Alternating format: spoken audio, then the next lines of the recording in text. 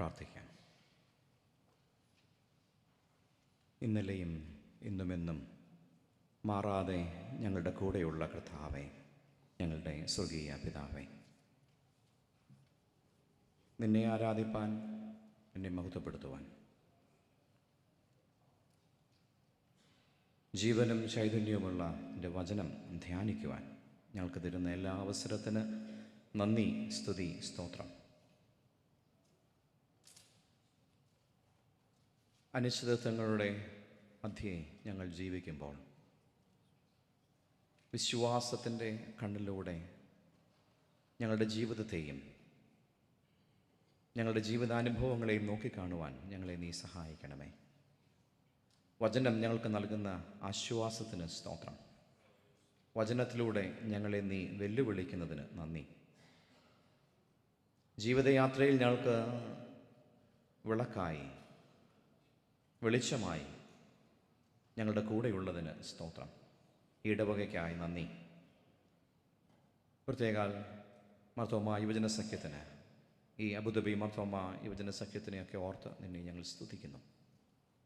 ഈ പ്രദേശത്ത് ജീവിക്കുന്ന പ്രിയപ്പെട്ടവർക്ക്, യുവജനങ്ങൾക്ക്, വിശ്വാസ സമൂഹത്തിന് എൻ്റെ കരുതൽ നീ നൽകുന്നതിന് നന്ദി. ഇടവകയെ നീ അനുഗ്രഹിക്കണമേ, കുടുംബങ്ങളെ വാഴ്ത്തണമേ. ഈ 3 ദിവസത്തെ ഞങ്ങളുടെ വചന ധ്യാനത്തിൽ, ഞങ്ങളുടെ സംസാരത്തിൽ, ഞങ്ങളുടെ ചിന്തകളിൽ നിൻ്റെ കൃപയുണ്ടാകണമേ. ഞങ്ങളെ നിറയ്ക്കണം, ഞങ്ങളെ രൂപപ്പെടുത്തണം, രൂപാന്തരപ്പെടുത്തണം. ക്രിസ്തുയേശുവിൻ നാമത്തിൽ ഞങ്ങളുടെ പ്രാർത്ഥനയെ കേൾക്കണമേ. എത്രയും സ്നേഹവും ബഹുമാനവുമുള്ള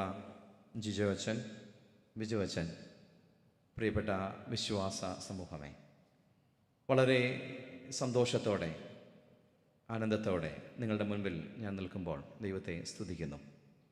ഇങ്ങനെയൊരു വലിയ അനുഗ്രഹം, ഒരു സാഹചര്യം ലഭിച്ചതോർത്ത് ദൈവത്തെ സ്തുതിക്കുകയും ഈ ഒരു വലിയ അനുഭവത്തിലേക്ക് നിങ്ങളോടൊപ്പമായിരിക്കുന്നതിന് എന്നെ ക്ഷണിച്ചതിന് പ്രിയപ്പെട്ട അച്ഛന്മാരോട്, യുവജന സഖ്യം ചുമതലക്കാരോട്, ഇടവകയോട്, അത് അനുവദിച്ച അഭിവന്ദ്യ മെത്രാപ്പൊലീത്തയോട്, മദ്രാസന എപ്പിസ്കോപ്പയോട് ഒക്കെയുള്ള നന്ദി, കടപ്പാട് അറിയിക്കട്ടെ.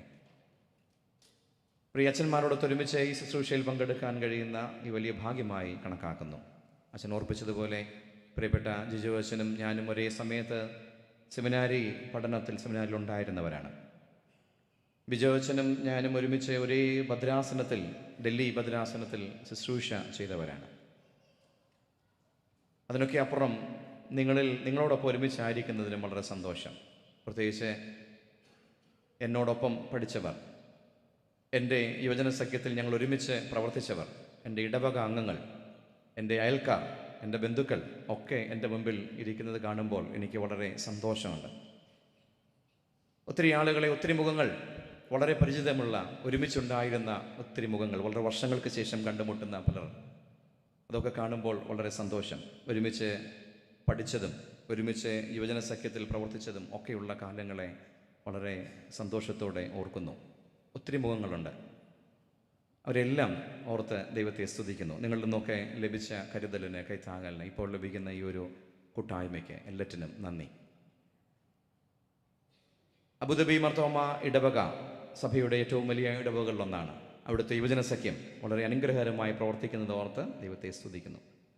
മർത്തോമ യുവജന സഖ്യത്തിൻ്റെ ജനറൽ സെക്രട്ടറി, എന്നോടൊപ്പം പഠിച്ച പ്രിയപ്പെട്ട ബൈജു തോമസ് അച്ഛൻ, ഞാൻ ഇങ്ങോട്ട് വരുന്നപ്പോൾ എന്നോട് പറഞ്ഞു, അച്ഛൻ്റെയും ആശംസകൾ ഇടവകയെ അറിയിക്കണം എന്ന് പ്രത്യേകിച്ച് യുവജന സഖ്യത്തെ അറിയിക്കണമെന്ന് പറഞ്ഞു. അതും അറിയിക്കട്ടെ. ഈ 3 ദിവസത്തെ വചന ധ്യാനത്തിന് ഒരു ചെറിയ സംഭാഷണം, ഒരുമിച്ച് നമ്മൾക്ക് ചില കാര്യങ്ങൾ ചിന്തിക്കുവാൻ, പഠിക്കുവാൻ, ധ്യാനിക്കുവാൻ ദൈവം നൽകി സഹായിക്കട്ടെ എന്ന് പ്രാർത്ഥിക്കുന്നു. ഈ 3 ദിവസത്തെ നമ്മുടെ ധ്യാനത്തിന് വേണ്ടി തിരഞ്ഞെടുത്തിരിക്കുന്ന വിഷയം അച്ഛൻ പറഞ്ഞുവല്ലോ, life, faith in the midst of life mysteries എന്നാണ്. ജീവിതത്തിൻ്റെ അനിശ്ചിതത്വങ്ങളുടെ മധ്യത്തിലുള്ള വിശ്വാസത്തിൻ്റെ ഉറപ്പിനെ കുറിച്ച് പഠിക്കാം എന്നാണ് ഞാൻ ആഗ്രഹിക്കുന്നത്. അതിന് 3 ഭാഗങ്ങൾ, 3 രീതിയിൽ ചിന്തിക്കണം, പഠിക്കണം എന്നാണ് ആഗ്രഹിക്കുന്നത്. ഒന്ന്, ഒരു കഥയാണ്, നമ്മളിന്ന് വായിച്ച കഥ. നാളെ ഇതിനെ വേദപുസ്തകം മറ്റൊരു തരത്തിൽ എങ്ങനെ കാണുന്നു എന്ന് സഭാപ്രസംഗയിൽ നിന്ന് പഠിക്കണം, ചിന്തിക്കണമെന്ന് ആഗ്രഹിക്കുന്നു.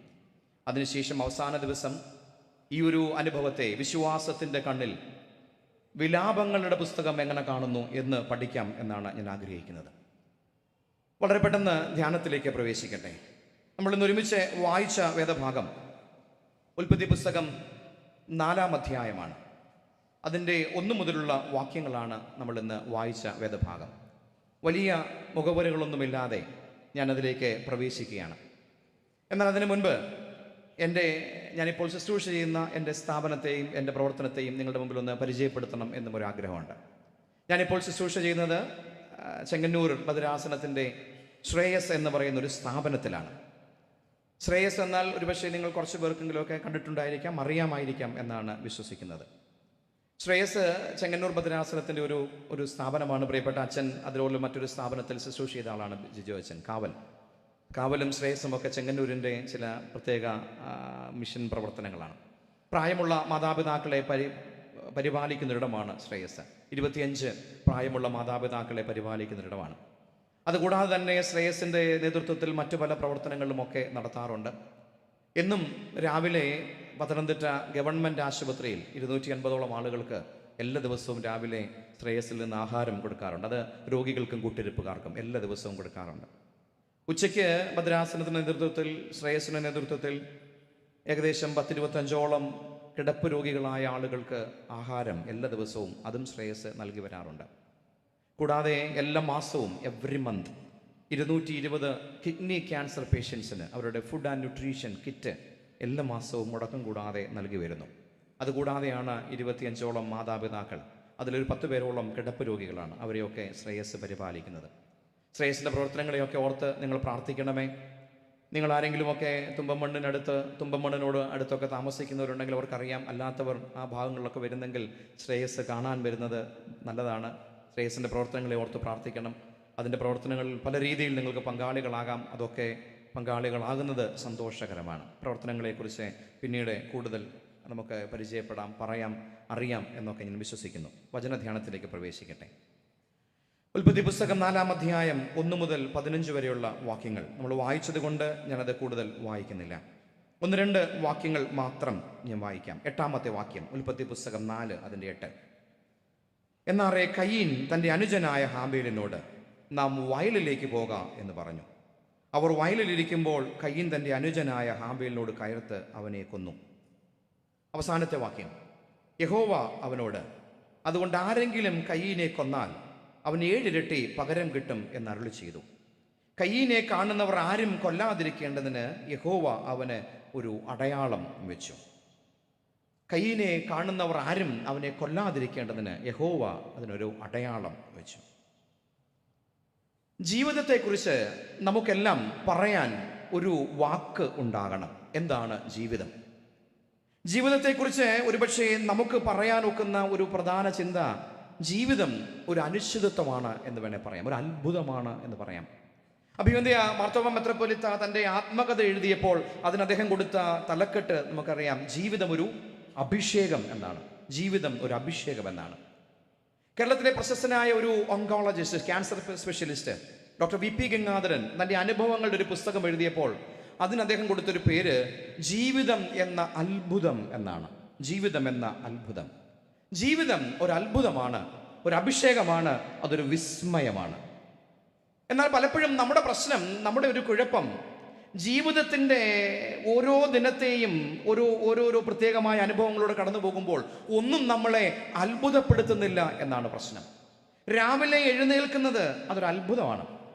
രാവിലെ എഴുന്നേൽക്കുമ്പോൾ, രാവിലെ എഴുന്നേൽക്കുന്നത്, ആഹാരം കഴിക്കുന്നത്, ഇങ്ങോട്ട് ഈ പള്ളിയിൽ വന്നത്, ഞാനിവിടെ വന്ന് സംസാരിക്കുന്നത്, ഇതെല്ലാം ഒരു അത്ഭുതമാണ്. എന്നാൽ പ്രശ്നം, ഇത് നമ്മൾ എല്ലാ ദിവസവും ഇത് സാധാരണ ചെയ്യുന്നത് കൊണ്ട് ഇതൊരു അത്ഭുതമാണ് എന്ന് നമുക്ക് തിരിച്ചറിയാൻ ഒക്കുന്നില്ല എന്നുള്ളതാണ് പ്രശ്നം. Every moment is A wonder എന്ന് വേണേൽ പറയാം. നമ്മുടെ കേരള സംസ്ഥാനം ഇപ്പോൾ വിസ്മയങ്ങളെക്കുറിച്ച് പറയുന്നൊരു കാലമാണ്. എല്ലാം ഒരു വിസ്മയമാണ് എന്നാണ് പറയുന്നത്. ജീവിതം അപ്രകാരം ഒരു വിസ്മയമാണ്. അത് എല്ലാ നിമിഷവും ഒരു വിസ്മയമാണ്. എന്നാൽ ഇത് വിസ്മയമായി തീരണമെങ്കിൽ നമുക്ക് ജീവിതത്തെക്കുറിച്ചൊരു ഫിലോസഫി ഉണ്ടാകണം, ഒരു തത്വശാസ്ത്രം ഉണ്ടാകണം, ഓരോരുത്തർക്കും ഉണ്ടാകണം. ഈ അടുത്ത കാലത്ത് വളരെ ചർച്ച ചെയ്യപ്പെട്ട മനോഹരമായൊരു പുസ്തകമാണ് കമ്പിളി കണ്ടത്തെ കൽഭരണികൾ എന്ന പുസ്തകം. വായിച്ചിട്ടുള്ളവരുണ്ടായിരിക്കാം. ഇല്ലെങ്കിൽ ഇപ്രാവശ്യം നാട്ടിൽ പോകുമ്പോൾ അതൊരു പുസ്തകം വാങ്ങിച്ച് വായിക്കണം. ബാബു എബ്രഹാം എഴുതിയ കമ്പിളി കണ്ടത്തെ കൽഭരണികൾ മനോഹരമായൊരു പുസ്തകമാണ്. വായന മരിക്കുന്നൊരു ലോകത്തിൽ നമ്മെ ഒറ്റയിരിപ്പിൽ വായിച്ചു തീർക്കാൻ പ്രേരിപ്പിക്കുന്ന ഒരു പുസ്തകമാണ്. ഈ കമ്പിളി കണ്ടത്തെ കൽഭരണികൾ ബാബു എബ്രഹാം എന്ന മനുഷ്യന്റെ അനുഭവമാണെങ്കിലും അതിലെ പ്രധാന കഥാപാത്രം അദ്ദേഹത്തിന്റെ അമ്മയാണ്. നന്ദിക്കുന്നേൽ മേരി എന്നാണ് പേര്. ഒരു സാധാരണ വീട്ടമ്മയാണ്. ജീവിതത്തിന്റെ പ്രശ്നങ്ങളും പ്രതിസന്ധികളും ഒക്കെ ധൈര്യപൂർവ്വം നേരിട്ട, വളരെ ശക്തമായി നേരിട്ട, കുഞ്ഞുങ്ങളെ വളർത്തിയ ഒരമ്മയാണ് നന്ദിക്കുന്നേൽ മേരി എന്ന ഈ ഇടുക്കിക്കാരിയായ ഒരു സ്ത്രീ. ഈ നന്ദിക്കുന്നേൽ മേരിക്ക് ഒരു ഫിലോസഫി ഉണ്ട്, ജീവിതത്തെക്കുറിച്ചൊരു തത്വശാസ്ത്രമുണ്ട്. അത് ഈ പുസ്തകത്തിന്റെ ആദ്യം മുതൽ അദ്ദേഹം ഈ ബാബു ഇബ്രഹാം വിവരിക്കുന്നുണ്ട്. അതിങ്ങനെയാണ്, ഞാനത് വായിക്കാം. ചുറ്റും വെള്ളം പൊങ്ങുന്നു എന്ന് കണ്ടാൽ നീന്തൽ വശമില്ല എന്നറിയാവുന്ന നീ പകച്ച് പേടിച്ച് അലമുറയിടരുത്. ആ വെള്ളപ്പാച്ചിലിൽ അവിടെ പൊങ്ങിക്കിടക്കുന്ന മരക്കഷ്ണങ്ങളിൽ പിടിച്ചു കയറി വെള്ളത്തിലങ്ങ് പൊങ്ങിക്കിടക്കണം. എന്നിട്ട് ഓളത്തിനൊപ്പം ഒഴുകുന്ന ശിഖരങ്ങൾ, കാട്ടുവള്ളികൾ ചേർത്ത് വെച്ച് കെട്ടി ഒരു ചങ്ങാടം ഉണ്ടാക്കണം. കര പറ്റിക്കഴിയുമ്പോൾ ഉണ്ടാകുന്ന സന്തോഷമായിരിക്കണം ഈ ഒഴുക്കിൽ തുഴഞ്ഞു നീങ്ങുമ്പോൾ നിന്റെ മനസ്സിൽ. കര പറ്റുമ്പോൾ ഒരു സന്തോഷമുണ്ടല്ലോ, അതാകണം നിന്റെ മനസ്സിൽ ഈ ഒഴുക്കിൽ മുന്നോട്ട് പോകുമ്പോൾ ഉണ്ടാകേണ്ടത്.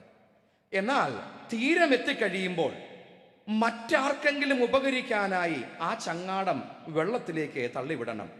മുങ്ങിപ്പോകുമായിരുന്ന ആരെങ്കിലുമൊക്കെ നിന്നെ പോലെ ആ ചങ്ങാടം പിടിച്ച് കയറി തീരമെത്തുമ്പോൾ നമ്മുടെ ഉള്ളിലൊരു സന്തോഷമുണ്ടല്ലോ, ഒരാനന്ദമുണ്ടല്ലോ, അതാകണം നിന്നെ നയിക്കേണ്ടത്. ജീവിതത്തിൽ ഈ വലിയ ഓളങ്ങളുള്ളപ്പോൾ, വലിയ വെള്ളം നിന്റെ ജീവിതത്തിലേക്ക് വെള്ളപ്പൊക്കം പോലെ വന്നാലും അതിൽ തകർന്നു പോകരുത്. അതിൻ്റെ മുൻപിൽ, അതിൻ്റെ മുകളിൽ അതിനോടൊപ്പം പൊങ്ങിക്കിടക്കുന്ന ചില തടിക്കഷ്ണങ്ങളൊക്കെ കാണും. അതിൽ പിടിച്ച് മുന്നോട്ട് പോകണം. മുന്നോട്ട് പോയാൽ മാത്രം പോരാ, അതുകൊണ്ടൊക്കെ ഒരു ചങ്ങാടം ഉണ്ടാക്കണം. അക്കരെ എത്തിക്കഴിയുമ്പോൾ അതെടുത്ത് കളയരുത്, അതിനെ വെള്ളത്തിലേക്ക് തള്ളിവിടണം. കാരണം നിന്നെ പോലെ പലരും ഉണ്ടാകാം ഈ വെള്ളത്തിൽ ഒഴുകി പോകുമ്പോൾ. അവർക്ക് ഇതൊരു ഒരു ഒരു ഒരു താങ്ങായി മാറാം. നമ്മൾ ഇന്ന് വായിച്ച വേദഭാഗം കയീനെ കുറിച്ച് പറയുന്ന ഭാഗമാണ്. നമ്മൾ വേദപുസ്തകം, പ്രത്യേകിച്ച് ഉൽപ്പത്തി പുസ്തകം 4-ാം അധ്യായം വായിക്കുമ്പോൾ, പഠിക്കുമ്പോൾ നമ്മൾ കൂടുതൽ കേൾക്കുന്നതും പറയുന്നതും ഒക്കെ ഹാബേലിനെ കുറിച്ചാണ്. നീതിമാനായ ഹാബേലിനെ കുറിച്ചാണ്. കുലപാതകിയായ കയീൻ എന്നാണ് നമ്മൾ പറയുന്നത്. എന്നാൽ ഞാൻ പറയാൻ ആഗ്രഹിക്കുന്നത് കുലപാതകിയായ കയീനെ കുറിച്ചല്ല, വീണ്ടെടുക്കപ്പെട്ടവനായ കയീനെ കുറിച്ചാണ്. കയീൻ കുലപാതകിയായി തീർന്നില്ല.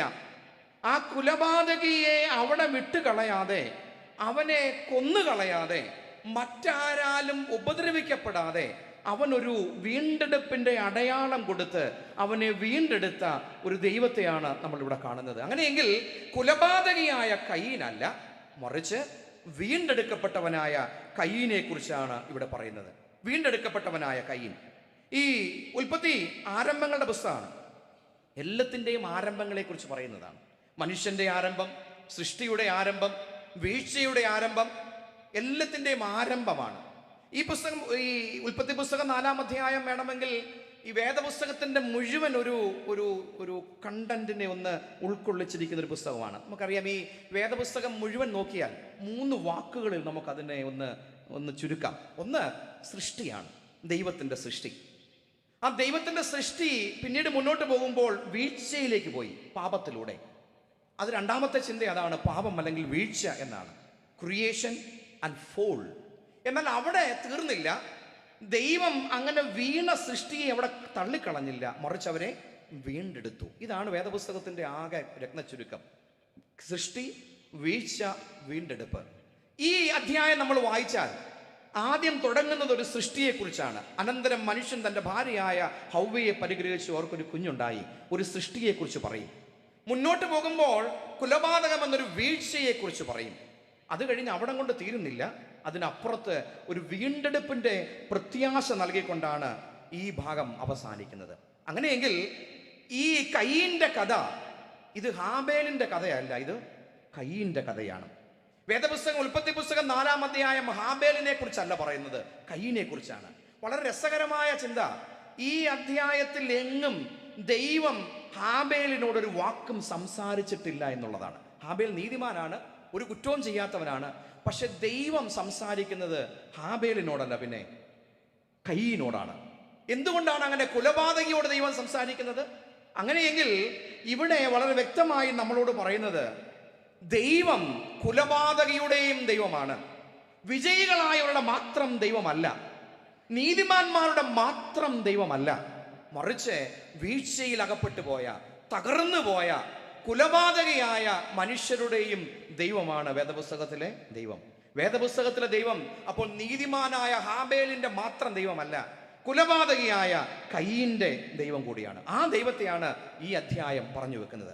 2-3 ചിന്തകൾ വളരെ പെട്ടെന്ന് പറഞ്ഞ് ഈ ധ്യാനം അവസാനിപ്പിക്കാം എന്നാണ് ആഗ്രഹം. ഒന്ന്, ജീവിതം അനിശ്ചിതത്വങ്ങളുടെ ആകെ തുകയാണ്.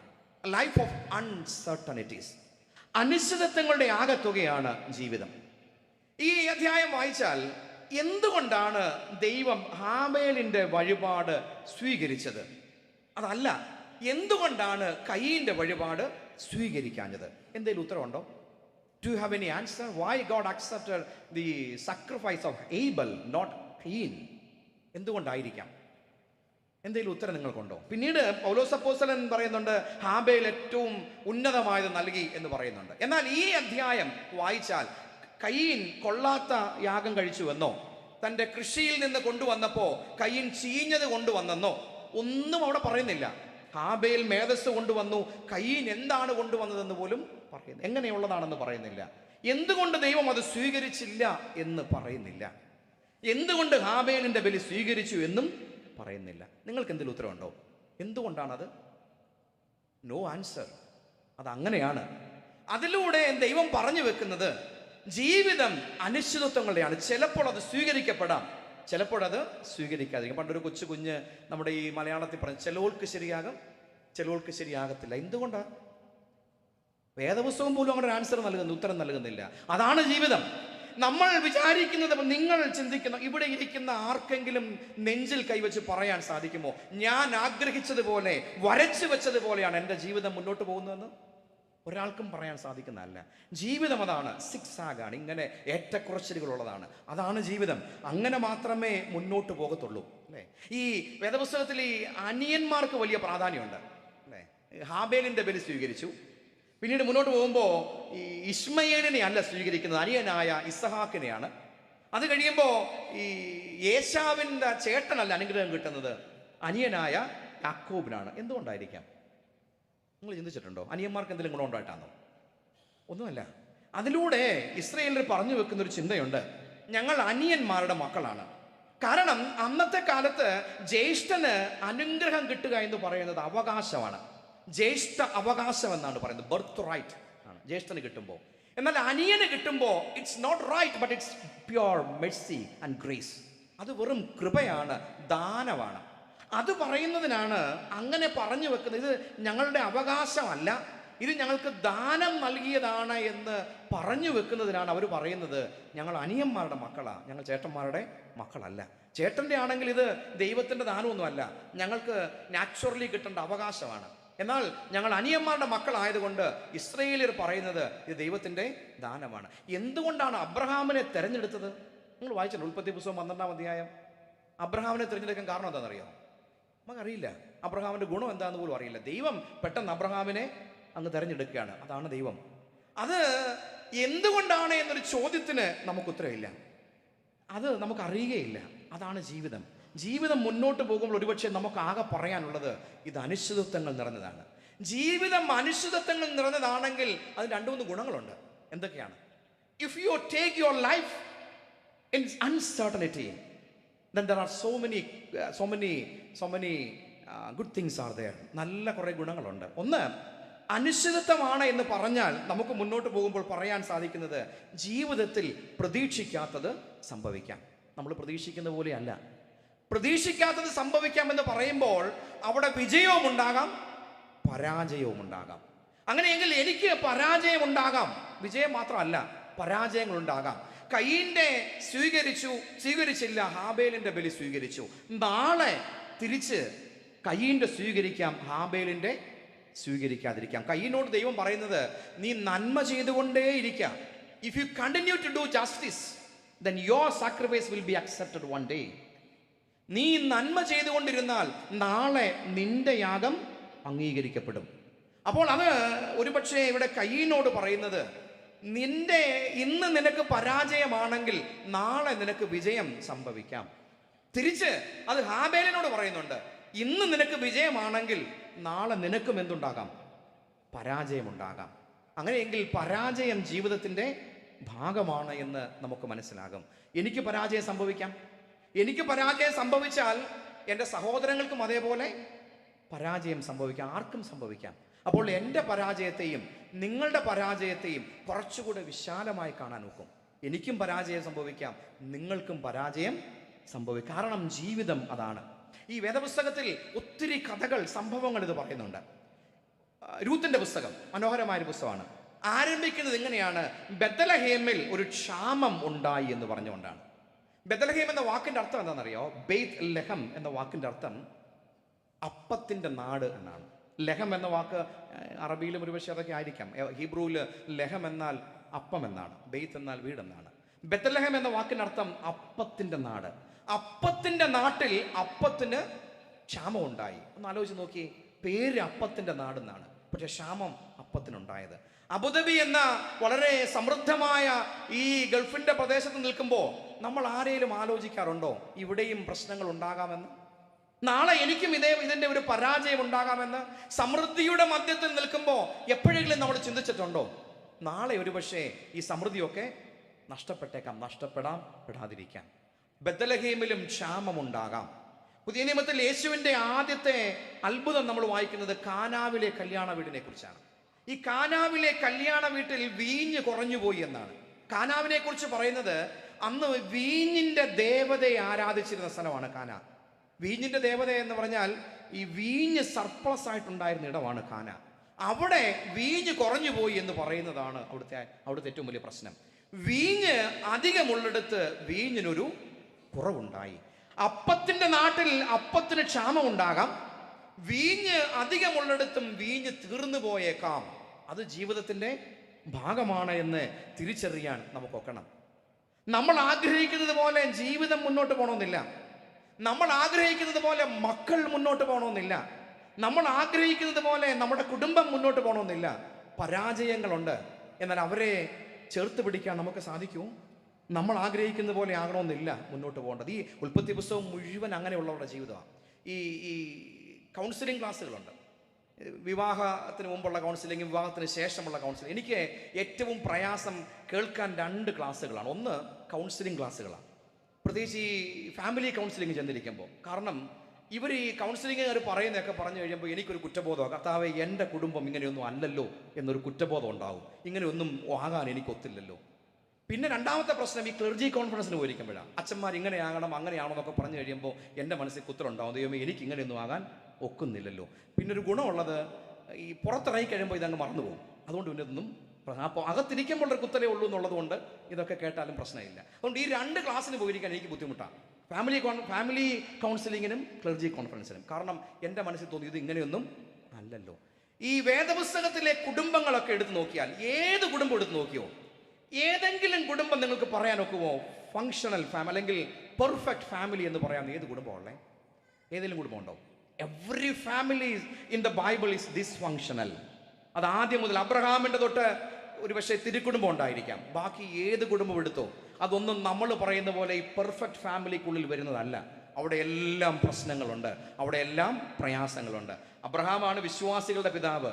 വിളിച്ച് ദൈവം യഹോവ പറഞ്ഞു, ഞാൻ നിന്നെ അനുഗ്രഹിച്ച് വലിയൊരു ജാതിയാക്കും, നീ പുറപ്പെടണമെന്നൊക്കെ പറഞ്ഞ് വിശ്വാസത്തിന്റെ ഉറപ്പോടുകൂടി പുറപ്പെട്ട് ഇറങ്ങി വന്ന ഉടനെ അബ്രഹാം പറയും, ഇവൾ എൻ്റെ ഭാര്യയല്ല, ഇവൾ എൻ്റെ സഹോദരിയാണ്. തൊട്ടുടനെയാ പറയുന്നത് അല്ലേ? വിശ്വാസത്തിന്റെ ഉറപ്പിൽ ഇറങ്ങി പുറപ്പെട്ടതാണ്. ഇറങ്ങി ഉടനെ പറഞ്ഞു ഇവൾ എൻ്റെ സഹോദരിയാണെന്ന് പറഞ്ഞു. പരാജയപ്പെട്ടില്ലേ? അബ്രഹാമിന് പോലും എന്തുണ്ടായി? പരാജയം. മുന്നോട്ട് പോകുമ്പോൾ ഈ ഉൽപ്പത്തി പുസ്തകം 27-ാം അധ്യായത്തിൽ ഇസഹാക്കിന്റെ കുടുംബത്തെക്കുറിച്ച് പറയുന്നുണ്ട്. തകർന്ന് തരിപ്പണമായ ഒരു പിതാവാണ് ഇസഹാക്ക്. അപ്പൻ ഇങ്ങനെ തകർന്നിരിക്കുക. ഒരു മകൻ എല്ലാം പറ്റിച്ചുകൊണ്ട് ഓടിപ്പോയി, മറ്റേ മകൻ ഇളയവനെ കൊല്ലാൻ പോയി. മൂത്തവൻ ഈ ഏശാവ് വന്ന് ഇസഹാക്കിനോട് ചോദിക്കും, അപ്പാ ഒന്നുമില്ലേ എനിക്ക് തരാനും കൂടെ ഒന്നുമില്ലേ? ആ ഒരു വിളിയുണ്ട് 27-ാം അധ്യായത്തിൽ. നമ്മൾ ചിന്തിക്കേണ്ട ഒരു വിളിയാണ്. അപ്പാ എനിക്ക് തരാൻ ഒന്നും ഇല്ലേ? അത് കഴിഞ്ഞ് കൊല്ലാൻ ഓടുകയാണ്. തകർന്നു തരിപ്പണമായ കുടുംബങ്ങളാണ്. അത് വേദപുസ്തകത്തിലെ എല്ലാ കുടുംബങ്ങളിലും ഈ പ്രശ്നങ്ങളുണ്ട്, പ്രതിസന്ധികളുണ്ട്. അതില്ലാത്ത ഒരു കുടുംബവും ഇല്ല. അതുകൊണ്ട് ജീവിതത്തിന്റെ ഭാഗമാണ് ഇതൊക്കെ, ഈ പരാജയങ്ങൾ. അതിനെ സ്വീകരിക്കാൻ നമുക്ക് സാധിക്കണം. കയീൻ പരാജയപ്പെട്ടവനാണ്, പരാജിതനാണ്, ഓടിപ്പോകേണ്ടി വന്നവനാണ്, കൊലപാതകയായി തീരേണ്ടി വന്നവനാണ് കയീൻ. അതും ജീവിതത്തിന്റെ ഒരു ഭാഗമാണ്. അതുകൊണ്ട് എല്ലാവരെയും കൊന്നിട്ട് ഞാൻ കയീനാണെന്ന് പറയല്ല പറഞ്ഞത് കേട്ടോ. ആരെങ്കിലും പോയി കൊന്നിട്ട് അച്ഛൻ വന്ന് പറഞ്ഞു കയീനാണ്, കൊന്നാലും കുഴപ്പമില്ല, ദൈവം സ്വീകരിക്കും, അതല്ല. അതും പരാജയങ്ങളൊക്കെ ജീവിതത്തിന്റെ ഭാഗമാണ്. താഴേക്ക് വരണം. കൊന്ന പരാജയത്തെക്കുറിച്ചല്ല പറഞ്ഞത്, യാഗം സ്വീകരിക്കാതിരുന്നതിനെ കുറിച്ചാണ് പറഞ്ഞത്. അതും ജീവിതത്തിന്റെ ഭാഗമാണ്. നമ്മൾ ആഗ്രഹിക്കുന്ന പോലെ എല്ലാം സ്വീകരിക്കപ്പെടണമെന്നില്ല. നിങ്ങളുടെ ജീവിതം ഈ അനിശ്ചിതത്വങ്ങൾ നിറഞ്ഞതല്ലേ? പ്രത്യേകിച്ച് ഈ ഗൾഫിന്റെ പ്രദേശത്തിൽ വന്ന് നിൽക്കുമ്പോൾ കുറച്ചുകൂടെ നിങ്ങൾക്ക് മനസ്സിലാകും, ജീവിതം ഈ അനിശ്ചിതത്വങ്ങളുടെയാണ്, അനിശ്ചിതത്വങ്ങളുടെ ആകത്തുകയാണ്. വിജയികൾ എന്ന് നമ്മൾ വിചാരിക്കുന്ന പലതും എന്നും വിജയിയാവണമെന്നില്ല. ഹാബേലിന്റെ യാഗം സ്വീകരിക്കപ്പെട്ടു എന്ന് വിചാരിച്ചാൽ എന്നും അത് അങ്ങനെ ആകണമെന്ന് ഇല്ല. ചിലപ്പോൾ അതും പരാജയപ്പെടാം. സുനിൽ പി ഇളയിടം എന്ന് പറയുന്ന നല്ല ഒരു പ്രസംഗം നിങ്ങൾ കേട്ടിട്ടുണ്ടായിരിക്കാം. അദ്ദേഹത്തിന്റെ ഈ മഹാഭാരതത്തെക്കുറിച്ചുള്ള മനോഹരമായ പഠനങ്ങളുണ്ട്. ഒരു പ്രസംഗം മഹാഭാരതത്തെക്കുറിച്ച് അദ്ദേഹം പറയുന്നത്, മഹാഭാരതത്തിന്റെ ഏറ്റവും അർത്ഥവത്തായ ഒരു ഒരു ഒരു ചാപ്റ്റർ, അതിന്റെ പെനൽട്ടിമേറ്റ്, അവസാനിക്കുന്ന തൊട്ട് മുമ്പുള്ള ചാപ്റ്ററാണ്. ഈ മഹാഭാരതത്തിന്റെ കഥ എല്ലാം നേടിയ പാണ്ഡവരെ കുറിച്ചാണ്, യുദ്ധത്തിലെല്ലാം നേടി. എന്നാൽ അവസാനിക്കുന്നതിന് തൊട്ട് മുമ്പുള്ള അധ്യായം ഏറ്റവും ചെറിയ ചാപ്റ്ററാണ്. അതിനെക്കുറിച്ച് ഈ സുനിൽ പി ഇളയിടം പറയുന്നത് എങ്ങനെയാണ്, അവിടെ ആ ചാപ്റ്റർ വായിച്ചാൽ എല്ലാം നേടി, രാജ്യവും രാജ്യ അവകാശവും എല്ലാം നേടി, എല്ലാം യുദ്ധത്തിലൂടെ നേടിയെടുത്ത് വിജയിച്ചു നിൽക്കുമ്പോൾ ഈ ചാപ്റ്റർ എത്തുമ്പോൾ ഈ നേടിയതെല്ലാം നഷ്ടപ്പെടും. ഈ അർജുനൻ ഉൾപ്പെടെ മരിച്ചു പോകും. അവർ നേടിയത് മുഴുവൻ നഷ്ടപ്പെടും. നേടിയത് വിജയമെന്ന് വിചാരിച്ച് സഹോദരങ്ങളെ പോലും കൊന്ന് അല്ലേ, അവിടെ വളരെ വ്യക്തമായി പറയുന്നുണ്ടല്ലോ, കൊന്നതെല്ലാം സഹോദരങ്ങളെയാണ്. എല്ലാരെയും കൊന്ന് നേടിയതൊക്കെ നഷ്ടപ്പെട്ടു എന്ന് പറയുന്നൊരു അധ്യായമാണ്. അത് വളരെ ചിന്തിക്കേണ്ടതാണെന്ന് അദ്ദേഹം പറയാറുണ്ട്. നമ്മൾ വിജയമെന്ന് നേടിയെടുത്ത് വെച്ചിരിക്കുന്ന പലതും എപ്പോഴും വിജയം ആകണമെന്നില്ല. അതും നമ്മെ ഓർമ്മിപ്പിക്കുന്നതാണ് കയ്യിൻ്റെ പാഠം. ഹാബേലുമാർക്ക് എന്നും വിജയമാകണമെന്നില്ല, ചിലപ്പോൾ അതും പരാജയപ്പെട്ടു പോയേക്കാം. മറ്റൊന്ന് ഈ ഭാഗം ഓർമ്മിപ്പിക്കുന്നത്, എല്ലാ കൊലപാതകങ്ങളും അത് സഹോദരന്റെ കൊലപാതകങ്ങളാണ്. ലോകത്തിൽ എവിടെ, വേദപുസ്തകത്തിലെ ആദ്യത്തെ കൊലപാതകം സഹോദരന്റെ കൊലപാതകമാണ്. അത് എന്തിന്റെ പേരിലാണെന്നറിയാവോ? വിശ്വാസത്തിന്റെ പേരിലാണ്. നിന്റെ പ്രാർത്ഥനയാണോ കേൾക്കുന്നത്? എൻ്റെ പ്രാർത്ഥനയാണോ കേൾക്കുന്നത്? നിന്റെ യാഗമാണോ ദൈവം സ്വീകരിക്കുന്നത്, അതോ എൻ്റെ യാഗമാണോ സ്വീകരിക്കുന്നത്? ആദ്യത്തെ കൊലപാതകം അത് മതത്തിന്റെ പേരിലാണ്, വിശ്വാസത്തിന്റെ പേരിലാണ്. അത് അന്ന് മുതൽ ഇന്ന് വരെയുള്ള ലോക ചരിത്രത്തിലെ എല്ലാ കൊലപാതകങ്ങളും എടുത്തു നോക്കിയാലും 90% ഈ വിശ്വാസത്തിന്റെ പേരിലാണ്. മാത്രമല്ല, വേദപുസ്തകം പറയുന്നത് ആരാരെ കൊന്നാലും അത് സഹോദരനെ കൊല്ലുന്നതാണ്. അതിന് ഈ മിഡിൽ ഈസ്റ്റിലെ യുദ്ധങ്ങളാണെങ്കിലും, അത് റഷ്യയും യുക്രൈനും തമ്മിലാണെങ്കിലും, അത് ഇസ്രയേലും പാലസ്തീനും തമ്മിലാണെങ്കിലും, ഇന്ത്യയും പാകിസ്ഥാനും തമ്മിലാണെങ്കിലും, ഏതായാലും എല്ലാം ആര് തമ്മിലാണ്? സഹോദരങ്ങൾ തമ്മിലാണ്. ആ ഓർമ്മ വേണം എന്ന് വേദപുസ്തകം പഠിപ്പിക്കുന്നതാണിത്. അതുകൊണ്ട് ഒന്ന് ഞാൻ പറയാൻ ആഗ്രഹിച്ചത്, ജീവിതം അനിശ്ചിതത്വങ്ങളുടെ ആകത്തുകയാണ്, ജയപരാജയങ്ങളുടെ ആകത്തുകയാണ്. രണ്ട്, ഇതിനോടുള്ള പ്രതികരണം എങ്ങനെയായിരിക്കണം? മനുഷ്യന്റെ പ്രതികരണവും ദൈവത്തിന്റെ കൃപയും, the choices that we make and the divine grace, ഇത് തമ്മിൽ വ്യത്യാസമുണ്ട്. പരാജയങ്ങളോടുള്ള പ്രതികരണമാണ് പ്രധാനം. ഈ സുന്ദർ പിച്ചെ നിങ്ങൾ കേട്ടിട്ടുള്ള ആളാണല്ലോ, സുന്ദർ പിച്ചെ ഗൂഗിളിന്റെ CEO ആണ്. സുന്ദർ പിച്ചയുടെ ഒരു തിയറി ഉണ്ട്, കോക്രോച്ച് തിയറി എന്നാണ് പേര്. കോക്രോച്ച് തിയറി, പാറ്റയുടെ, കോക്രോച്ച് ജനതാ പാർട്ടി എന്നൊക്കെ പറയുന്ന പോലെ പാറ്റയുടെ പാർട്ടിയാണ് ഇന്ത്യയിൽ. അദ്ദേഹം വർഷങ്ങൾക്ക് മുമ്പ് പറഞ്ഞൊരു തിയറിയാണ് പാറ്റയുടെ തത്വശാസ്ത്രം, കോക്രോച്ച് തിയറി. അതൊരു കഥയിലൂടെയാണ് അദ്ദേഹം അത് പറഞ്ഞു വെക്കുന്നത്. അമേരിക്കയിലെ സ്റ്റാർബക്സിന്റെ കോഫി ഷോപ്പിൽ ഒരിക്കൽ കുറേ പെൺകുട്ടികൾ ഒന്ന് കോഫി കുടിക്കാനായിട്ട് വന്നു. അവർ കോഫിയൊക്കെ എടുത്ത് ഇങ്ങനെ സംസാരിച്ചുകൊണ്ടിരിക്കുമ്പോൾ ഒരു പാറ്റ പറന്നു വന്ന് ഒരു പെൺകൊച്ചിൻ്റെ കൈ വന്നിരുന്നു. അവൾ വളരെ പെട്ടെന്ന് നിലവിളിക്കാൻ തുടങ്ങി. അമേരിക്കയിലെ പിള്ളേർക്ക് ഈ പാറ്റയൊക്കെ കണ്ടു കഴിഞ്ഞാൽ പേടിയാണ്, ഈച്ച പാറ്റയൊക്കെ കണ്ടു. അത് കണ്ടപ്പോൾ വളരെ പെട്ടെന്ന് നിലവിളിച്ചു. പേടിച്ച് നിലവിളിച്ചപ്പോൾ ഈ പാറ്റ പറന്ന് അപ്പുറത്തെ കൊച്ചിൻ്റെ കൈ വന്നു, തൊട്ടടുത്തിരുന്ന പെൺകുട്ടിയുടെ കൈ വന്നു. അവളും നിലവിളിക്കാൻ തുടങ്ങി. ഒരു വലിയ കൊമ്പൂശും വലിയ ബഹളം ഉണ്ടായി. ബഹളമൊക്കെ ഉണ്ടായി കഴിയുമ്പോൾ ഇത് കേട്ടുകൊണ്ടകത്ത് ഈ കോഫി എടുത്തുകൊണ്ടിരുന്ന വെയിറ്റർ അദ്ദേഹം വന്ന് ചോദിച്ചു, what happen, what is the problem? അപ്പോൾ പറഞ്ഞു, കോക്രോച്ച്, പാറ്റയാണ്. അപ്പോൾ അദ്ദേഹം നോക്കിയപ്പോൾ ഒരു പാറ്റ വന്നൊരു പെങ്കൊച്ചിൻ്റെ കൈ ദേഹത്തിരിക്കുക. അവൾ ബഹളം വെക്കുക. ഇദ്ദേഹം കൈ വളരെ സാവധാനം അവിടെ കൊണ്ടു ചെന്നു. പാറ്റ അദ്ദേഹത്തിൻ്റെ കൈ വന്നിരുന്നു. പുറത്തു പോയി തട്ടിക്കളഞ്ഞു. അദ്ദേഹം വളരെ ശാന്തനായി പുറത്തു പോയി തട്ടിക്കളഞ്ഞു. സുന്ദരിപ്പിച്ച് ചോദിക്കുന്ന ചോദ്യം, what's the problem? Cockroach. For the girls and for the waiter. രണ്ടുപേർക്കും പ്രശ്നം എന്താണ്? പാറ്റയാണ്. What's the difference? Response is the difference അല്ലേ? എന്താണ് വ്യത്യാസം? പ്രതികരണമാണ് വ്യത്യാസം.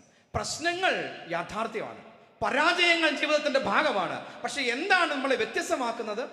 അതിനോടുള്ള പ്രതികരണങ്ങളാണ്. എങ്ങനെ നമ്മൾ ഇതിനോട് പ്രതികരിക്കുന്നു എന്നാണ് പ്രശ്നം. കയ്യിനോട് ദൈവം എന്ന് പറയും, നിന്റെ മുഖം വാടുന്നത് എന്ത്?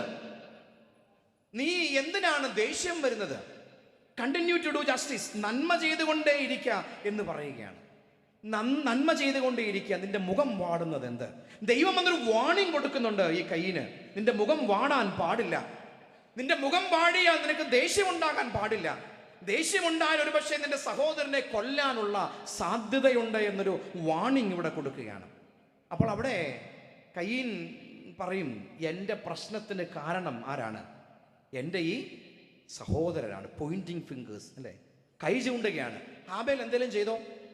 ഹാബേൽ ഒരു കുറ്റവും ചെയ്തിട്ടില്ല.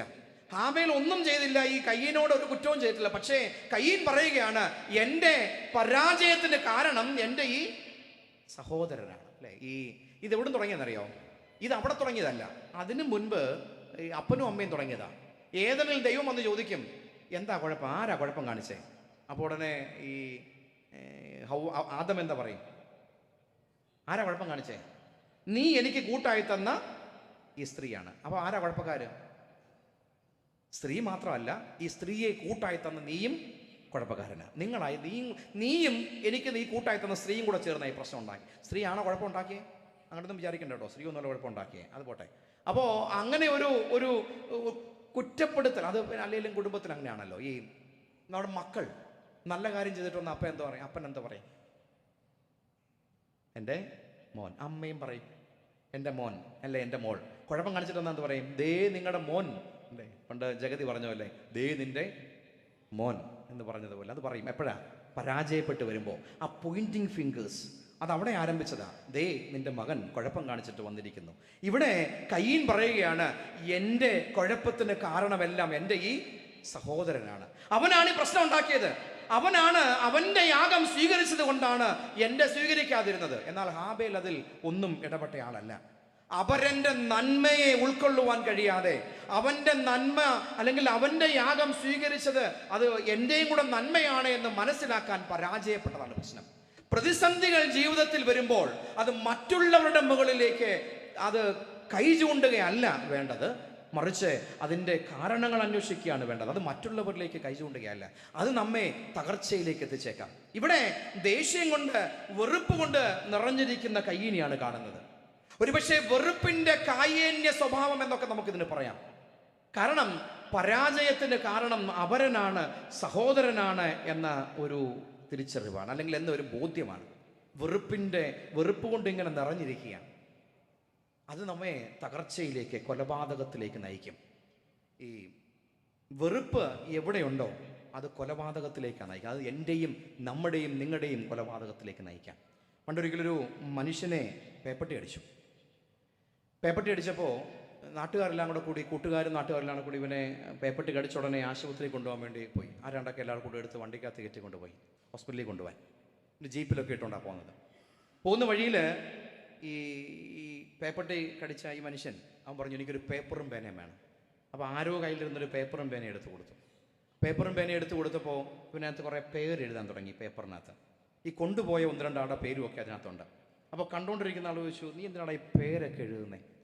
അപ്പോൾ അവൻ പറഞ്ഞു, ഈ ആളുകൾ വിചാരിച്ചു ഒന്നുകിൽ ഇവന് പണം കടം കൊടുക്കാനുള്ളവരോ അല്ലെങ്കിൽ ഇവൻ കൊടുക്കാനുള്ളവരോ ഒക്കെ ആയിരിക്കും എന്ന് വിചാരിച്ചു. അപ്പോൾ ഈ മനുഷ്യൻ പറഞ്ഞു, എന്തായാലും പേപ്പട്ടി കടിച്ചു, പേ ഇളവുമെന്ന് ഉറപ്പാണ്. അപ്പോൾ പേ ഇളകുമ്പോൾ ആരെയൊക്കെ കടിക്കണമെന്ന് ഇപ്പോഴേ എഴുതി വെച്ചേക്കുക. കാരണം പേ ഇളകിക്കഴിഞ്ഞാൽ പിന്നെ ചിന്തിക്കാൻ ഒത്തില്ലെങ്കിൽ പേപ്പർ നോക്കിപ്പോയി കടിച്ചാൽ മതിയല്ലോ. നമ്മുടെയൊക്കെ പോക്കറ്റിൽ അങ്ങനെയാണെങ്കിൽ ആരുടെയൊക്കെ പേര് കാണും? അച്ഛൻ 2 വർഷമായി, അച്ഛൻ്റെ പേരും കാണും ഇവിടെ ആരുടെയെങ്കിലും പോക്കറ്റിൽ. അച്ഛൻ എന്തായാലും അടുത്ത വർഷം പോകുന്നതും കൊണ്ട്, ഈ വർഷം പോകുന്നതും കൊണ്ട് ചിലപ്പം പോക്കറ്റിൽ ആരുടെയും പേര് കാണാൻ സാധ്യതയില്ല. അതുകൊണ്ട് ആരുടെയൊക്കെ പേര് ആരുടെയൊക്കെ പോക്കറ്റിൽ കാണുമെന്നുള്ളത് ഓർക്കേണ്ട. വെറുപ്പിൻ്റെ കായേന്യ സ്വഭാവം നിറഞ്ഞ് ഉള്ളിൽ ഈ പേ പിടിച്ചിരിക്കുന്നവരാണ്. കയീൻ ജീവിതത്തിൻ്റെ പരാജയത്തിൻ്റെ മധ്യത്തിൽ മറ്റുള്ള സഹോദരനിലേക്ക് കൈ ചൂണ്ടി അത് വെറുപ്പിൻ്റെ കായന്യ സ്വഭാവമായിട്ട് മാറുകയാണ്. അതല്ല പ്രതികരണം ദൈവം ആവശ്യപ്പെടുന്നത്. തിരിച്ച് എന്നാൽ ദൈവത്തിൻ്റെ പ്രതികരണമാണ് വ്യത്യാസം. അവിടെയാണ് നമ്മൾ നോക്കേണ്ടത്. ദൈവം ഇവിടെ ഈ മനുഷ്യനെ, ഈ കയീനെ വിട്ടുകളയുന്നവനല്ല, മറിച്ച് കയീനെ ചേർത്ത് പിടിച്ച് അവനൊരു അടയാളം കൊടുക്കുന്നവനാണ്. ദൈവം ഒന്ന് ചോദ്യം ചോദിക്കും, കയീനെ, നിന്റെ സഹോദരൻ എവിടെ? വേദപുസ്തകത്തിലെ ദൈവം ചോദ്യങ്ങൾ ചോദിക്കുന്ന ദൈവമാണ്. നമ്മൾ പറയാറുണ്ട്, ഏത് ചോദ്യം വേണമെങ്കിലും ഉത്തരം എവിടെ ഉണ്ട്? വേദപുസ്തകത്തിലുണ്ട്. ചുമ്മാതാ. വേദപുസ്തകം നിങ്ങൾക്ക് ഉത്തരം കിട്ടത്തൊന്നുമില്ല. വേദപുസ്തകം നിങ്ങൾക്ക് എന്ത് കിട്ടത്തുള്ളൂ? പറയാം, ചോദ്യങ്ങളെ കിട്ടത്തുള്ളൂ. വേദപുസ്തകം ഉത്തരം തരുന്ന പുസ്തകമൊന്നുമല്ല, ചോദ്യങ്ങൾ ചോദിക്കുന്ന പുസ്തകം. ഉത്തരം നമ്മളാണ് കണ്ടെത്തേണ്ടത്. ഈ വേദപുസ്തകത്തിൽ മനോഹരമായ കഥകളുണ്ട് അല്ലേ? വേദപുസ്തകത്തിലെ കഥകളൊക്കെ നമ്മുടെ മുൻപിൽ നമുക്ക് വളരെ രസകരമായ, വളരെ അർത്ഥവത്തായ കഥകളാണ്. എന്നാൽ ഈ കഥകളുടെയൊക്കെ ഒരു പ്രത്യേകത, ഈ കഥകൾക്കൊന്നും അവസാനം സാരാംശമില്ല എന്നുള്ളതാണ്. നമ്മൾക്കറിയാം, ഈ സൺഡേ സ്കൂൾ കുഞ്ഞുങ്ങളുടെ കഥാമത്സരം ഉണ്ടല്ലോ. ഈ കഥാമത്സരത്തിൽ കഥയ്ക്ക് സമ്മാനം കിട്ടുന്നത് എപ്പോഴാണ്? ഏറ്റവും നല്ലോണം കഥ പറയണം, നല്ല കഥ പറഞ്ഞതിന് ശേഷം ഏറ്റവും അവസാനം കഥയ്ക്കൊരു നല്ല സാരാംശം. ഇതാണ് ഞാൻ കഥയിൽ നിന്ന് ഉദ്ദേശിക്കുന്നത്. എന്നാൽ വേദപുസ്തകത്തിലെ ഒരു കഥ വായിച്ചാലും നിങ്ങൾക്ക് ഈ കഥയ്ക്ക് സാരാംശം കിട്ടത്തില്ല. ഇങ്ങനെ ഓപ്പൺ എൻഡഡ് ആണ് അല്ലേ? വേദപുസ്തകത്തിലെ എല്ലാ കാര്യങ്ങളും ചെയ്യാനാണോ, ചിലത് ചെയ്യാതിരിക്കാനാണോ? നിങ്ങളെന്ത് പറയുന്നു? എല്ലാം ചെയ്യണോ? വേദപുസ്തകം പോലെ ജീവിക്കണം, വചനം പറയുന്നത് പോലെ ജീവിക്കണം. ജീവിക്കോ ഇല്ലയോ? നിങ്ങളെന്താ പറയുന്നു? അബ്രഹാം നേരത്തെ പറഞ്ഞ പോലെ തൻ്റെ ഭാര്യയെ സഹോദരി എന്ന് പറഞ്ഞു. ചെയ്യണോ ചെയ്യാതിരിക്കണോ? ചില സ്ഥലത്ത് ചെയ്യണമെന്നൊക്കെ തോന്നിയേക്കാം അല്ലേ? ചെയ്യണോ വേണ്ടയോ? 2, ഈ യാക്കോബ് അപ്പനെയും പറ്റിച്ചു, അമ്മാവിയപ്പനെയും പറ്റിച്ചു, ചേട്ടനെയും പറ്റിച്ചു. ചെയ്യണോ ചെയ്യാതിരിക്കണോ? ചെയ്യുന്നവരുണ്ട്, എന്നാൽ ചെയ്യണോ ചെയ്യാതിരിക്കണോ? അത് നമ്മളോട് ഇതെല്ലാം ഇങ്ങനെ കഥ പറഞ്ഞു വെച്ചിരിക്കുക, തുറന്നു വെച്ചിരിക്കുക. അതിൻ്റെ ഈ കഥയിൽ നിന്ന് ഉത്തരം കണ്ടെത്തേണ്ടത് നമ്മളാണ്. അത് ഓരോരുത്തർക്കും വ്യത്യസ്തമാണ്. അതുകൊണ്ട് വേദപുസ്തകം ഉത്തരം തരുന്നതിനേക്കാൾ കൂടുതൽ ചോദ്യം ചോദിക്കുന്ന പുസ്തകമാണ്. ഈ വേദപുസ്തകത്തിൽ ഈ ദൈവത്തോട് ചോദ്യം ചോദിച്ച ഒത്തിരി ആളുകളുണ്ട്. ഇയ്യോബ് ഒത്തിരി ചോദ്യം ചോദിച്ച ആളാണ്. എന്നാൽ അതിൻ്റെ അവസാനം തിരിച്ച് ദൈവം വന്ന് കുറേ ചോദ്യം ഇങ്ങോട്ടങ്ങ് ചോദിക്കും, ഒരു ഉത്തരവും കൊടുക്കത്തില്ല. വേദപുസ്തകത്തിലെ ദൈവത്തിൻ്റെ ഏറ്റവും വലിയ പ്രത്യേകത അതാണ്, ചോദ്യങ്ങൾ കൊണ്ട് നമ്മുടെ അടുത്തിൽ വരികയാണ്. ഉത്തരം നമ്മൾ തന്നെ കണ്ടെത്തണമെന്ന്. ഇവിടെയും ചില ചോദ്യങ്ങളാണ്. ചോദ്യം അതെന്തിനായി ചോദ്യം ചോദിക്കുന്നേ? ചോദ്യം ആദമിനോട് ചോദിക്കും, ആദമേ നീ എവിടെ? ദൈവത്തിന് അറിയാഞ്ഞിട്ടാണോ? ആദമും ദൈവവും കൂടെ ഈ ഏതെങ്കിലും സാറ്റ് കളിക്കുക, ഇങ്ങനെ ഒളിച്ച് കളിക്കുക. ആദം ഒരിടത്ത് പോയി വിളിക്കും, ദൈവം അവിടെ വരും. ദൈവം ചോദിക്കും, നീ എവിടെയാണ്? ദൈവത്തിന് അറിയാഞ്ഞിട്ടാണോ? അറിയാഞ്ഞിട്ടൊന്നുമല്ല. ദൈവം ചോദിക്കുന്ന ഇതാണ്, നിന്നെക്കുറിച്ച് ഞാൻ ആഗ്രഹിച്ചിടത്താണോ നീ ആയിരിക്കുന്നത്? ഇതൊരു ചോദ്യമാണ്. കയ്യനോട് ചോദിക്കുന്ന ചോദ്യം, നിന്റെ സഹോദരൻ എവിടെ? അതിന് ഉത്തരം കണ്ടെത്തുന്നത് കയ്യനാണ്. എൻ്റെ സഹോദരൻ എവിടെയാണെന്ന് തിരിച്ചറിവ് എനിക്കുണ്ടാകണം, ആ ഒരു ബോധം എനിക്കുണ്ടാകണം. അതിനുശേഷം ദൈവം പറയും, പാപം നിന്റെ പടിവാതിൽക്കൽ കിടക്കുന്നു. നമ്മൾ വായിച്ചതാണ്, പാപം നിന്റെ പടിവാതിൽക്കൽ കിടക്കുന്നു, അതിൻ്റെ ആഗ്രഹം നിന്നോടാണ്, നീ അതിനെ കീഴടക്കണം. എന്ത് മനോഹരമായ ഒരു ശക്തമായ warning ആണെന്നറിയാമോ? Sin is lurking at your doorsteps and its desire is on you. You must master it. പാപം നിന്റെ പടിവാതിൽക്കൽ കിടക്കുന്നു, അതിൻ്റെ ആഗ്രഹം നിന്നോടാണ്, നീ അതിനെ കീഴടക്കണം. ഇതൊരു വാർണിംഗ് ആണ്. വേദപുസ്തകം മുഴുവൻ ഈ മുന്നറിയിപ്പുകൾ നൽകുന്ന പാഠങ്ങളാണ്. അനേകം മുന്നറിയിപ്പുകൾ നൽകുന്നുണ്ട്. അതേപോലെ ഒരു മുന്നറിയിപ്പാണ് ഇവിടെ. നിന്റെ പരാജയത്തിന്റെ കാരണം നീ അന്വേഷിക്കേണ്ടതാണ്. നിന്റെ സഹോദരനിലേക്ക് നീ പോയി കൈ ചൂണ്ടുകയല്ല. പരാജയങ്ങളൊക്കെ ജീവിതത്തിന്റെ ഭാഗമാണെന്ന് തിരിച്ചറിയണം. അതിന് കാരണക്കാരൻ നിന്റെ സഹോദരനാകണമെന്നില്ല. നീ അന്വേഷിക്കേണ്ടത് നിന്റെ സഹോദരനിലേക്കല്ല, നിന്നിലേക്ക് തന്നെയാണ്. നിന്നിലേക്ക് തന്നെ നോക്കണം. മാറ്റേണ്ടത് നീയാണ്. മാറ്റേണ്ടത് എന്ത് എന്ന് തിരിച്ചറിയേണ്ടത് നിന്നിൽ നിന്ന് തന്നെയാണ്. അതൊരിക്കലും ഉണ്ടാകത്തില്ലല്ലോ. നമ്മൾ എന്ത് പ്രശ്നം ഉണ്ടായാലും കാരണക്കാരാരാ? ഞാൻ എപ്പോഴെങ്കിലും പ്രശ്നത്തിന് കാരണക്കാരാകാറുണ്ടോ? ഒന്നുമില്ല. എല്ലായ്പ്പോഴും പ്രശ്നത്തിന് കാരണക്കാരൻ എൻ്റെ സഹോദരനാണ്, എൻ്റെ അയൽക്കാരനാണ്, എൻ്റെ അടുത്തിരിക്കുന്ന ആളാണ് അല്ലേ? പള്ളിയിലാണെങ്കിൽ പിന്നെ പറയാൻ വേണ്ട. പ്രശ്നത്തിന് കാരണക്കാരെല്ലാം എൻ്റെ അപ്പുറത്തിരിക്കുന്ന ആളല്ലേ. ഞാനൊരു പ്രശ്നം ഒരിക്കലും ഉണ്ടാക്കാറില്ല. എന്നാൽ കയ്യനോട് പറയുന്നത്, ദൈവം പറയുന്നത്, look into yourself, നിന്നിലേക്ക് നോക്കണം. പ്രശ്നത്തിന് കാരണം നിന്നിൽ തന്നെയാണ്, അത് നിന്റെ സഹോദരനിലല്ല എന്ന് പറയുകയാണ്. 3, ഈ പ്രശ്നങ്ങൾ, പ്രതിസന്ധികൾ വരുമ്പോൾ അവിടെ ഓർമ്മപ്പെടുത്തുന്നത് സാഹോദര്യ ധർമ്മത്തെക്കുറിച്ചാണ്. Reminding the brotherhood and sisterhood. പ്രശ്നങ്ങൾ വരുമ്പോൾ സാഹോദര്യ ധർമ്മം ഓർമ്മിക്കണം എന്നാണ്. നിന്റെ സഹോദരന്റെ കാവൽക്കാരനാണ് നീ. ഇത് ഏത് പ്രതിസന്ധികളിലും നമ്മൾ ഓർക്കേണ്ടതാണ്. കയീൻ, നിന്റെ സഹോദരൻ എവിടെ എന്ന് പറയുമ്പോൾ ദൈവം പറയുന്നത് നിന്റെ സഹോദരന്റെ കാവൽക്കാരനാണ് നീ.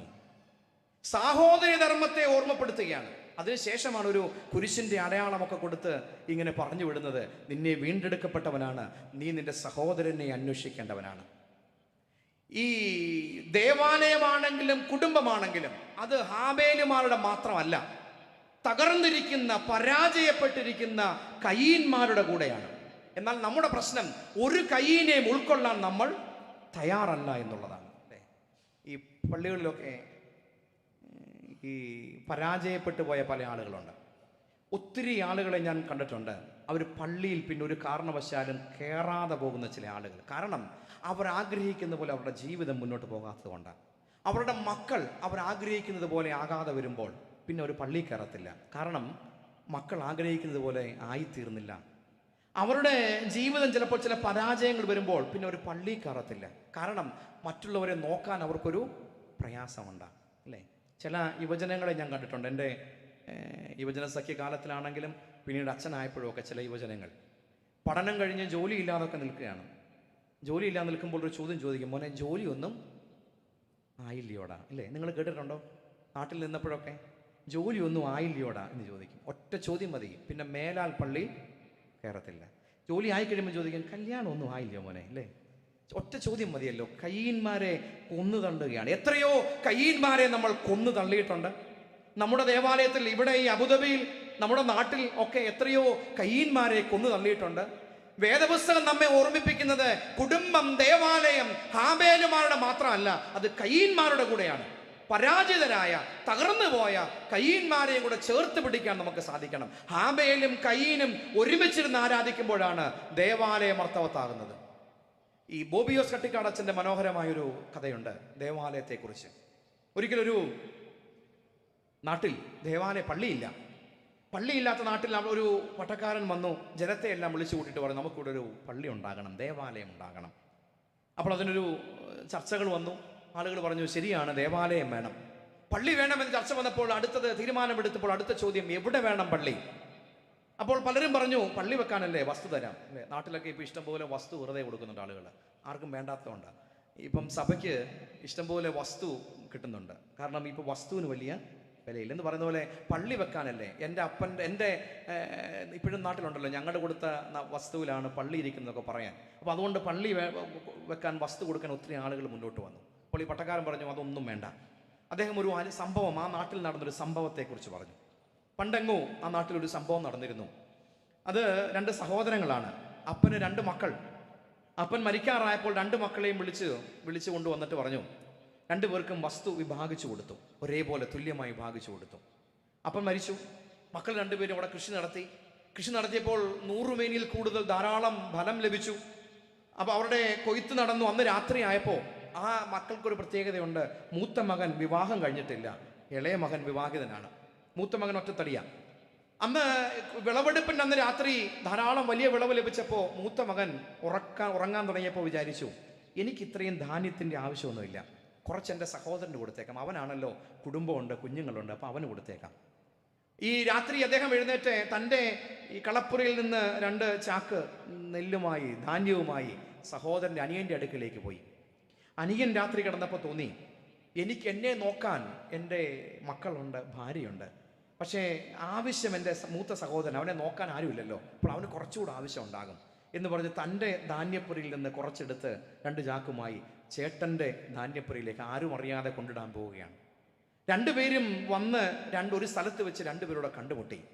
ഈ പട്ടക്കാരൻ ഈ ജനത്തെ വിളിച്ചുകൊണ്ട് പോയിട്ട് പറഞ്ഞു, ഇവിടെയാണ് സഹോദരങ്ങൾ കണ്ടുമുട്ടിയത്, ഇവിടെ വേണം പള്ളി പണിയാൻ. അത് വലിയ ചിന്തയാണ് നൽകുന്നത്. ദേവാലയം എന്താണ്? സഹോദരങ്ങൾ കണ്ടുമുട്ടുന്ന ഇടമാണ്. സഹോദരങ്ങൾ കണ്ടുമുട്ടുന്ന ഇടമാണ് ദേവാലയം.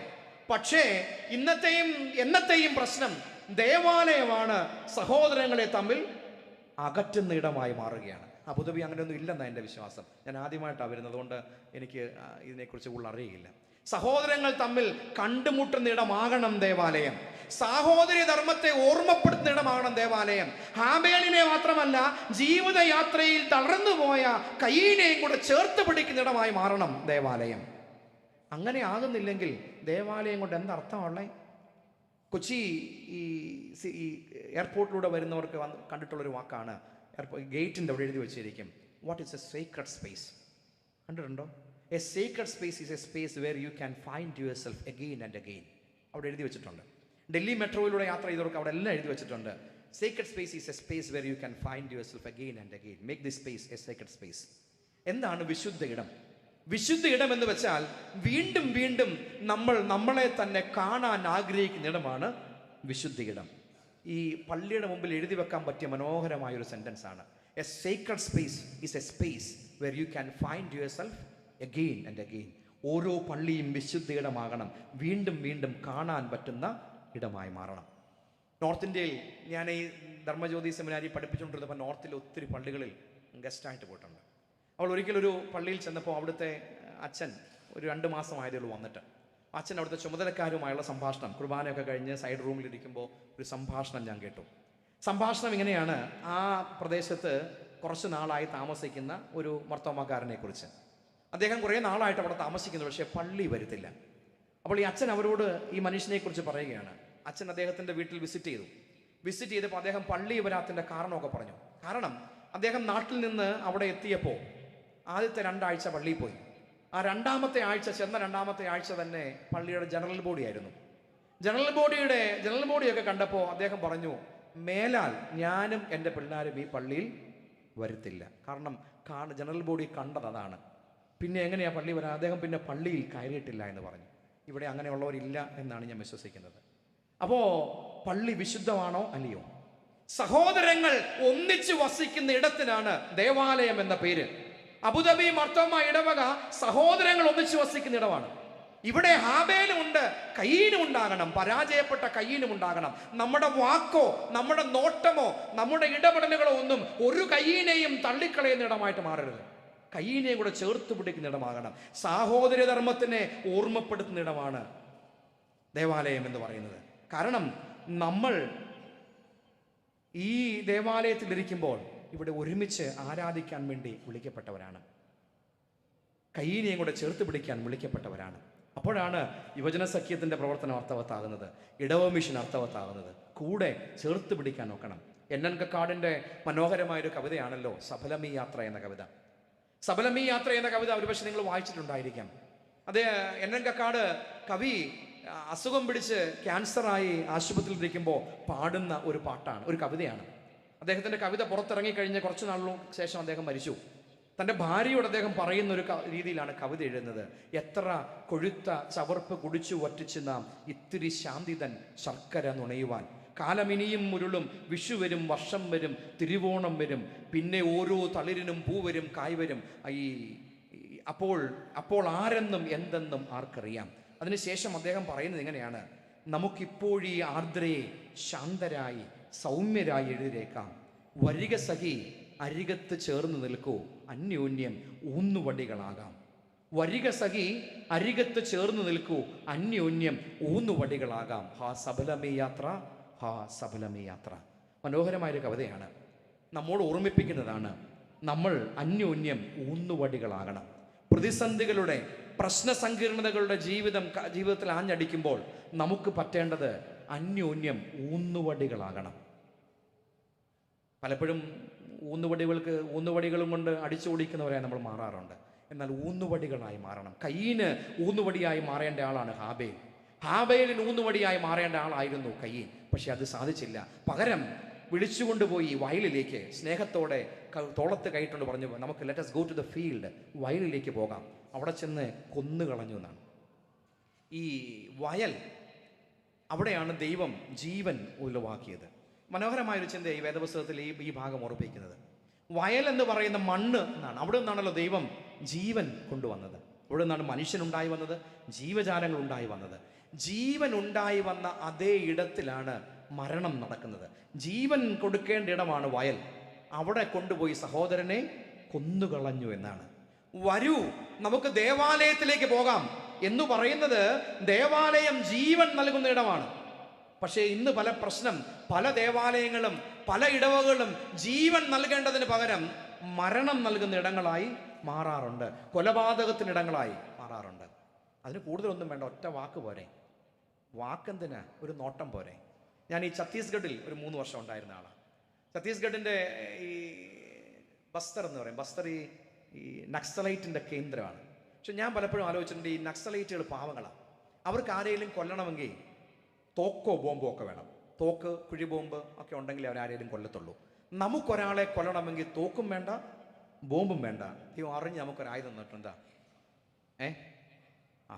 അറിയാലോ അല്ലേ? അതിൽ PhD എടുത്തവരാ നമ്മൾ അല്ലേ? അതിന് ഈ വലിയ വാക്കൊന്നും വേണ്ട, ഒരു നോട്ടം മതി, ഒരൊറ്റ മൂളൽ മതി കൊല വിളിക്കാൻ. എത്രയോ കയ്യന്മാരെ നമ്മളിങ്ങനെ കൊല വിളിച്ചിരിക്കുന്നു. അതുകൊണ്ട് വേദപുസ്തകം നമ്മെ ഓർമ്മിപ്പിക്കുന്നത് കയ്യിൻ്റെ കൂടെയാണ് ഈ ദേവാലയം, ഹാബേലിൻ്റെ മാത്രമല്ല. തകർന്നിരിക്കുന്ന ആരെങ്കിലും എൻ്റെ മുമ്പിലുണ്ടെങ്കിൽ, ജീവിതത്തിൻ്റെ അനുഭവങ്ങളിൽ പരാജയതരായ ആരെങ്കിലും എൻ്റെ മുമ്പിലുണ്ടെങ്കിൽ ഓർക്കുക, ദൈവം നിങ്ങളെ തേടിയാ വന്നത്, ദൈവം നമ്മളെ തേടിയാ വന്നത്, ഹാബേലിനെ തേടിയല്ല. നീതിമാനായ ഹാബേലിനെ തേടി അല്ല ദൈവം ലോകത്തിലേക്ക് വന്നത്, മറിച്ച് കൊലപാതകയായ ഹാബേലിനെ തേടിയാണ്. അവരെയും കൂടെ ചേർത്ത് പിടിക്കാൻ നമുക്ക് നോക്കണം. 3 കാര്യങ്ങളാണ് ഒരുമിച്ച് നമ്മൾ ചിന്തിച്ചത്. ഒന്ന്, ജീവിതം അനിശ്ചിതത്വങ്ങളുടെ ആകത്തുകയാണ്. അത് ജയമുണ്ട്, പരാജയമുണ്ട്. ഇന്ന് നമ്മൾ ജയമെന്ന് വിചാരിക്കുന്ന പലതും നാളെ പരാജയപ്പെട്ടേക്കാം. ഇന്ന് പരാജയമാണെന്ന് ചിന്തിക്കുന്നെങ്കിൽ നിങ്ങൾ വിഷമിക്കേണ്ട, നാളെ അത് വിജയമായി മാറാം. അത് ജീവിതം, അതാണ്. ഇങ്ങനെ ഉയർച്ച താഴ്ചകളുടെയാണ് ജീവിതം. 2, ഇവിടെ ഈ ജയവും പരാജയവും അല്ല നമ്മെ മുന്നോട്ട് നയിക്കേണ്ടത്, അതിനോടുള്ള പ്രതികരണമാണ്. എങ്ങനെ പ്രതികരിക്കുന്നു? വെറുപ്പിന്റെ കായേന്യ സ്വഭാവത്തിൽ സഹോദരന്റെ മുമ്പിൽ സഹോദരന് നേരെ കൈ ആകേണ്ടവരല്ല നമ്മൾ, മറിച്ച് ദൈവത്തെ പോലെ ദൈവ കൃപയോടെ അതിനോട് പ്രതികരിക്കാൻ നമുക്ക് നോക്കണം. ദൈവം കൃപയോടെ സ്നേഹത്തോടെ പ്രതികരിച്ച ആളാണ്. കയ്യിന് അടയാളം കൊടുത്ത ആളാണ്, കയ്യിനെ വീണ്ടെടുത്തയാളാണ്. 3, ഈ ഭാഗം നമ്മെ ഓർമ്മിപ്പിക്കുന്നത് പ്രതിസന്ധികൾ വരുമ്പോൾ നമ്മൾ ഓർക്കേണ്ട ഏറ്റവും വലിയ പ്രത്യേകത സാഹോദര്യ ധർമ്മത്തെക്കുറിച്ചാണ്. ദേവാലയം അത് ഓർക്കുന്ന ഇടമാണ്, അത് ഓർമ്മിപ്പിക്കുന്ന ഇടമാണ്. കയ്യിനെയും ഹാബേലിനെയും ചേർത്ത് പിടിക്കുന്ന ഇടമാണ്. പരാജിതനായ കയ്യിനെയും കൂടെ ചേർത്ത് മുന്നോട്ട് പോകേണ്ട ഇടമാണ് ദേവാലയം. അപ്പോഴാണ് ദേവാലയം വിശുദ്ധമായിട്ട് മാറുന്നത്, സീക്രട്ട് സ്പേസ് ആയിട്ട് മാറുന്നത്. വരിക സഖി, അരികത്ത് ചേർന്ന് നിൽക്കൂ, അന്യോന്യം ഊന്നുവടികളാകാം. ഹാ സബലമേ യാത്ര, ഹാ സബലമേ യാത്ര. അന്യോന്യം ഊന്നുവടികളായി മുന്നോട്ട് പോകുവാൻ ദൈവം നമ്മെ സഹായിക്കട്ടെ. കർത്താവിൻ്റെ കൃപ നമ്മോട് കൂടെയിരിക്കട്ടെ.